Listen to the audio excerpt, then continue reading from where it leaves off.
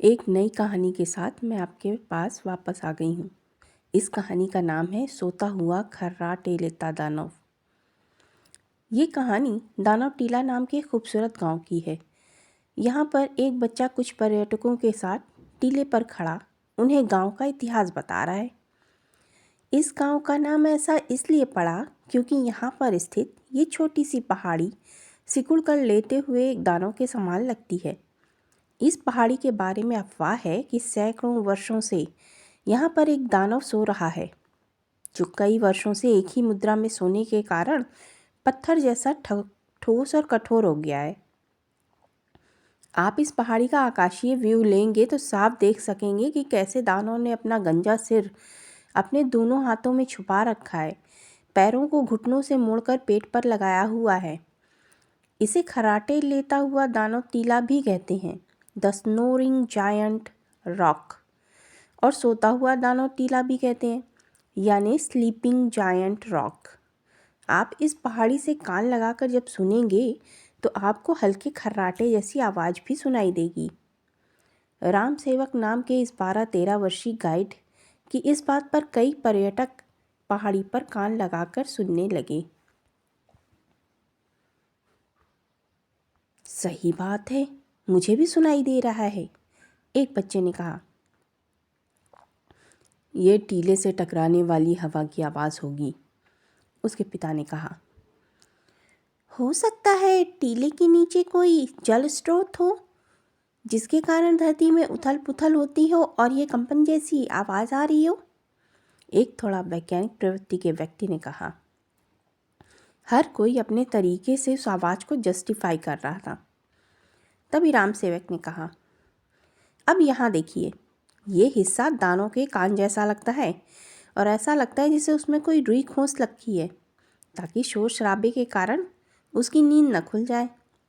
राम सेवक ने चट्टान के एक हिस्से पर लोगों का ध्यान आकर्षित किया। अरे हाँ हाँ, ये तो किसी बड़े कान जैसा दिखाई देता है।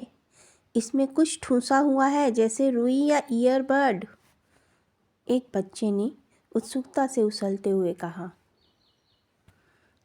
कहते हैं ये दानव सैकड़ों वर्षों से यहाँ पर सो रहा है और जब इसकी नींद पूरी होगी तो ये वापस अपने लोक लौट जाएगा।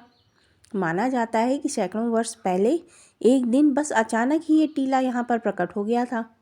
उससे पहले यहाँ बस एक मैदान हुआ करता था और ये भी माना जाता है कि एक दिन अचानक ही ये यहाँ से गायब भी हो जाएगा। राम सेवक ने गांव में प्रचलित एक दंत कथा का जिक्र किया। ओहो, ऐसी दंत कथाएं तो हर गांव में सुनने को मिलती हैं। मुझे नहीं लगता कि ये सच है। बच्चे, क्या तुम्हें ये कहानी सच्ची लगती है? हाँ बिल्कुल, ये कहानी तो हम दादी नानी के ज़माने से सुनते आ रहे हैं और हमारी दादी नानी ने अपनी दादी नानियों से सुना था, राम सेवक ने पूरे आत्मविश्वास के साथ कहा। हालांकि राम सेवक को भी इस बात पर रत्ती भर भी यकीन नहीं था, पर वो पर्यटकों की खुशी के लिए उनसे अपनी शंका व्यक्त नहीं करना चाहता था। क्या किसी ने इस टीले को करवट बदलते हुए देखा है? अगर ये वाकई स्लीपिंग जायंट है तो कभी तो इसने करवट बदली होगी, एक महिला ने पूछा, जो विदेशी थी मगर अच्छी हिंदी बोलना जानती थी। यस मैडम, कहते हैं 200 वर्ष पूर्व इस गांव में एक बहुत बड़ा भूकंप आया था, जो इस दानव के करवट बदलने के कारण ही आया था। भूकंप से पहले ये दानव दूसरी करवट सो रहा था और भूकंप के बाद इसने करवट बदल ली थी, राम सेवक ने फिर बताया। क्या तुम्हारे पास उस समय की कोई तस्वीर होगी? विदेशी महिला ने फिर पूछा। 200 साल पहले भारत में कैमरा वगैरह तो था नहीं, और अगर देश के बड़े शहरों में रहा भी होगा तो कम से कम हमारे छोटे से गांव में तो नहीं रहा होगा मैम, इसलिए उस समय की फ़ोटो मिलना नामुमकिन है। अरे मैडम, आप कहाँ इस बच्चे की बातों को सीरियसली ले रही हैं? ये बस एक कहानी है। पर्यटकों को कुछ तो मनोरंजक और मसालेदार खबर सुनानी होगी, ताकि वो ज़्यादा से ज़्यादा यहाँ की शहर पर आएँ और यहाँ के लोगों को रोज़गार मिले, वरना ये गांव और दूसरे गांवों में अंतर ही क्या रह जाएगा। कोई इस गांव में क्यों घूमने आना चाहेगा अगर उन्हें स्नोरिंग जायंट ना मिले तो? एक सज्जन ने समझदारी दिखाते हुए कहा, जिनकी बात पर कई लोग हंसकर हामी भरने लगे। राम सेवक ने इसके आगे कुछ भी नहीं कहा। वह उन्हें गांव के खेत खलियान घुमाने ले गया। भारत सरकार ग्रामीण पर्यटन को बढ़ावा देना चाहती है और इसीलिए यहाँ पर होम स्टे नाम के क्वार्टर्स बनाए गए हैं, जहाँ रुककर आप भारतीय गांवों की संस्कृति को बहुत करीब से देख सकते हैं। राम सेवक पढ़ाई के साथ साथ गाइड का काम भी करता है, जिससे उसके स्कूल के पैसे निकल आते हैं। दानव टीला गांव में उसका सबसे फेवरेट स्थान है। वह देर शाम तक वहाँ बैठकर पढ़ाई करता है और सुबह जल्दी ही यहाँ आ जाता है। वो टीले से बातें भी करता है जैसे वाकई कोई स्लीपिंग जायंट वहाँ पर लेटा हुआ है। इसी टीले से लगा हुआ उसका खेत भी है, जहाँ कभी कभी वो रात को रखवाली करता है। दानव टीला गांव में उसका सबसे मनपसंद स्थान है। राम सेवक के खेत में ही बनी एक ऊंची सी मचान पर चढ़कर वह पहरा देता है और अगर कोई जानवर उसके खेत में घुस आए तो शोर मचाकर उसे भगा देता है। इस मचान से वह दानव टीला बिल्कुल साफ दिखाई देता है। एक रात राम सेवक पहरेदारी कर रहा था, तभी अचानक उसने देखा कि दानव टीले में हलचल हुई। धीरे से वो टीला उठकर खड़ा हो गया। उसने खुद को झाड़ा, फिर अंगड़ाई ली और इधर उधर देखा। उसके ऐसा करने से भूमि में कंपन होने लगा। राम सेवक का मचान भी हिलने लगा और डगमगाने लगा। मचान पर बैठा डगमगाता हुआ राम सेवक उस दानव को दूर से ही देख रहा था और दानव ने भी उसे देख लिया था। राम सेवक तो उसे देखते ही जोर जोर से चीखने लगा। दानव उसकी चीख से एकदम से हड़बड़ा गया। डर के मारे उसने अपना चेहरा दोनों हाथों में छुपा लिया और यह देखकर राम सेवक ने चीखना बंद करके आश्चर्य से उसे देखा। दानव ने अपनी बड़ी बड़ी उंगलियों को इधर उधर खिसकाकर छोटा सा छेद बनाया और उसमें से राम सेवक को फिर देखा। वो दानव किसी बच्चे की तरह मासूम दिख रहा था, बल्कि वो एक बच्चा ही था, एक दानव बच्चा। हे, तुम कौन हो? राम सेवक ने पुकार कर पूछा तो उस दानव ने अपने हाथ की एक घड़ी में कुछ बटन दबाए। मेरा नाम लीदानू है। मैं तो बस यहाँ छूने के लिए आया था। अब मुझे माँ के पास जाना है, उसने बच्चों जैसी तोतली आवाज़ में कहा। राम सेवक को लगा कि शायद वो उस डिवाइस की मदद से अपनी भाषा को ट्रांसलेट कर रहा था। पर तुम हजारों वर्षों से पत्थर बने यहाँ क्यों सो रहे थे? हजारों वर्षों से देते हो। मैं तो कल रात में ही यहाँ आया था और आज सुबह जा रहा हूँ। कहाँ 1000 वर्ष बीते हैं, पागल हो क्या? मेरी धली में सुबह 7 बजे हैं। मुझे तुलते लिए देर हो रही है, बाय। उसने अपनी घड़ी में टाइम देखते हुए कहा और बाय करने के लिए हाथ हिलाया। अरे रुको रुको, अगर तुम्हारा घर और तुम्हारे मम्मी पापा हैं तो तुम यहाँ सो क्यों रहे हो?